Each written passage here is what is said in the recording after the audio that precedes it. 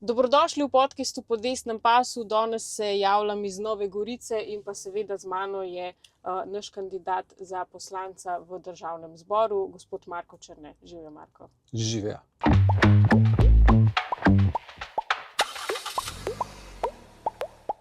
Živjo. Kako ste kaj danes? Danes je tak lep sončen dan, pa še predstavitev kandidatov imate tudi. Ja, zanimivo je, da se več stvari istočasno poklopi.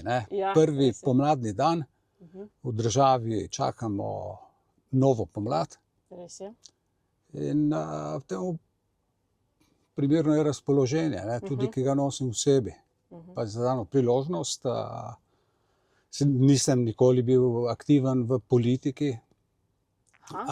In sem zadovoljen, da se me pripoznali na lokalnem nivoju, tudi izbrali, predlagali za kandidata, da problematiko, ki jo čedalje bolj se soočamo z njo na lokalnem nivoju, da bi jo znali tudi nekako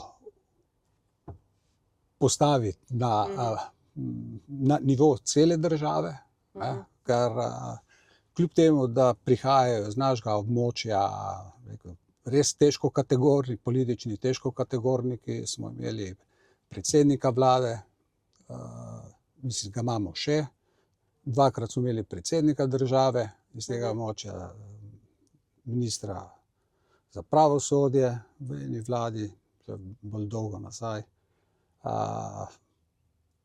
Imamo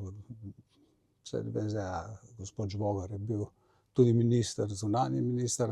Je veliko bolj levih politikov, izhaja iz tukaj. Kakorkoli, vedno prihajajo samo levi politiki, desni politiki iz tega okolja, nikakor, da bi bili prebojni. S čim se pa vi drugače ukvarjate?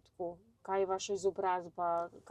Moja izobrazba je pestra. Začenjal sem kot strojni inženir, zaključil sem ta univerzitetni študij Fakultete za strojništvo, v relativno zelo kratkem času postal direktor razvojne skupine v Iskri Avtoelektriki. V tem obdobju sem bil res zelo inženirsko navdahnjen, tudi ambicije, več uspešnih izdelkov zasnoval, so se potem industrializirali. V sebi sem pa čutil malo več talent za biznis in tudi večje izzive. Malo so k temu pripomogli prijatelji, ki so začenjali takrat že z podjetništvom. Sam sem se odločil, da se izpopolnim kot menedžer. Zato sem pol naredil en MBA študij, takrat še v Brdu, zdaj je center Bled, ampak tisto je bil pojem nekje v vzhodni Evropi, center Brdo. V angleškem jeziku je to potekalo, tudi prvič izkušnjo z ameriškimi profesorji, tisti utrip začutil, kaj je pomembno, čemu je treba dati poudarek za uspeh. Vzporedno s tistim sem se potem vpisal na specializacijo iz menedžmenta na Ekonomski fakulteti, tisto zaključil potem tudi izpite na magistrski stopnji na Ekonomski fakulteti, potem sem se pa, glede na to, da tam v avtoelektriki vseeno so vztrajali, da moram ostajati v tem inženirskem delu, sem se potem odločil in vstopil bolj aktivno na trg dela in so mi nekako zaupali v Komercialni banki Nova Gorica, ki je bila takrat ravno dobro prišla pod upravo mariborske nove KBM. Oni so takrat pripojili eno leasing hišo, je imela negativen kapital celo, dovolj ambiciozno se mi je ponudba zdela, da lahko tam marsikaj realiziram in so se te stvari potem tudi pokazale tako, da smo nekako kljub svoji majhnosti, ker se nismo morali primerjati z ostalimi leasing družbami, ki so več ali manj sedež imele v Ljubljani in v ozadju tudi dosti večjo finančno moč, ampak postali smo prepoznavni po inovativnosti, po vse finančne produkte praktično smo jih zasnovali, plasirali na trg tukaj skozi ta goriški leasing in potem so nam ostali sledili. Jasno so, zaradi neprimerno več sredstev, s katerimi so razpolagali, so nas tudi potem zelo kmalu izrinjali, ne. Seveda, da smo lahko vseeno tako rast dosegali in tak uspeh je vseeno bilo pač ta background, ki nam ga je nudila finančna skupina Nove KBM. Naredili smo številne investicije, ki so dejansko pripomogle tudi k boljši sociali v lokalnem okolju na tem delu Primorske. Tako da, če izpostavim, smo naredili prvi dom za ostarele v Podsabotinu, ki je bil v javno-zasebnem partnerstvu z občino Brda. Občina Brda sicer je prispevala samo komunalni prispevek, ampak je prispevala pa tudi voljo in nekako umeščanje v prostor, ampak od nakupa parcele do realizacije je bila investicija, ki je bila podpisana z našo leasing družbo. Kaj pa vas je potem pognalo v politiko, konkretno v Slovensko demokratsko stranko? Jaz sem tam uvodoma že načel, da smo posle delali in jasno, da uspeh se je meril tudi, moram še to mogoče toliko nazaj stopiti, da to je bilo v tistih letih do 2008, ko smo dosegali najvišjo rast, ko je za finančni sektor veljalo, da se ni merilo uspešnost z dobičkonosnostjo poslovanja, ampak z obsegom, ne, z rastjo, ne. Takrat denar je tekel v neomejenih količinah in problem je bilo najti sploh naložbo, ampak to je bil tisti čas, ne bom s prstom kazal, ne obsojal, pač bili smo samo senca dogajanja, kaj se je dogajalo na svetovnih finančnih trgih, tako da tudi nadzorni svet same banke, ne, je našo uspešnost bolj ko v dobičku meril, a smo uspeli še koga iztisniti ven, a smo uspeli še kak procent na tržnem deležu dobiti, ne. Pognalo me je to v politiko, ko sem z Damjano Pavlica, ki je predsednica izvršnega odbora Nove Gorice. Ona je bila sodelavka od moje mame, ko je ona začenjala njeno kariero in smo nekako ohranili ta kontakt, in ko sem jaz razlagal vse napake, ki vidim, kaj vse narobe se dela to na občinski nivoju, je rekla, a ne bi prišel ti k nam, pa da bi nam za tvojim znanjem, za tvojimi izkušnjami kaj pomagal, ne. Ona je rekla, da verjame tudi, da lahko tudi bom osebno s tem zrasel, da če bom slišan, če bom prepričal, kaj je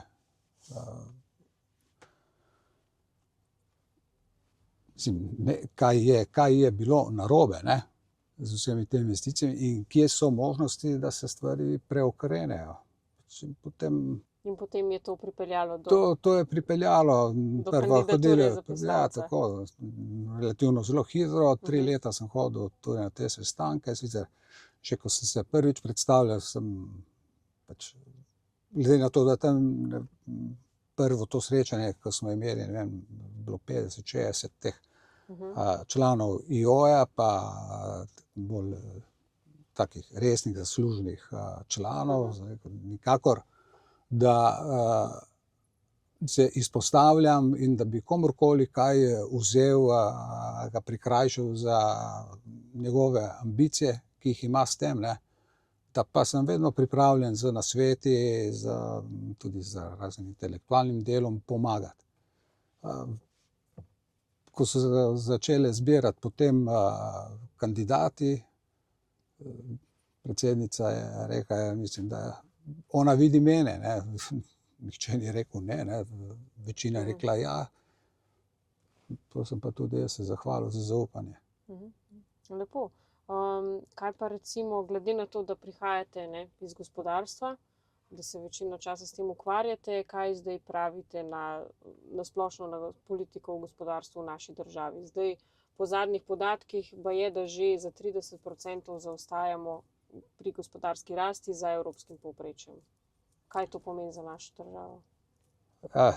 To je zelo slabo, ker je treba še nekaj dodati, ne, da takšno zaostajanje mi beležimo ob rekordni zaposlenosti.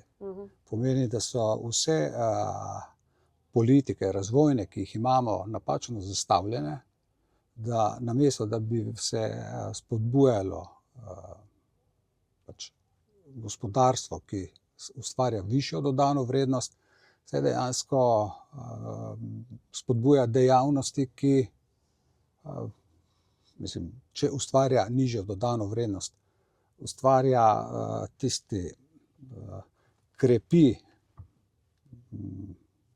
tale del prebivalstva, nižji sloj, ki potem za sabo vleče višjo socialo.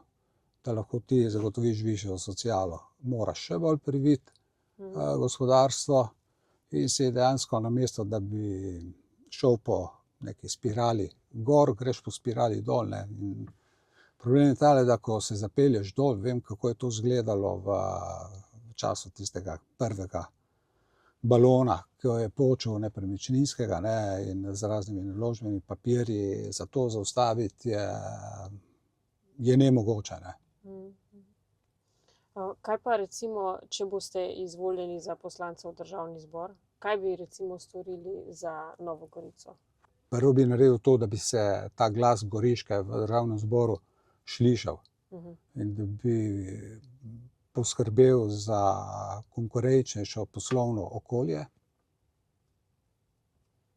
To ni samo fraza, za narediti konkurenčno poslovno okolje pomeni, da je treba, se pravi, danosti, ki jih ima to okolje, pripoznati, jih znati spodbuditi in začenjati kreirati delovna mesta z višjo dodano vrednostjo.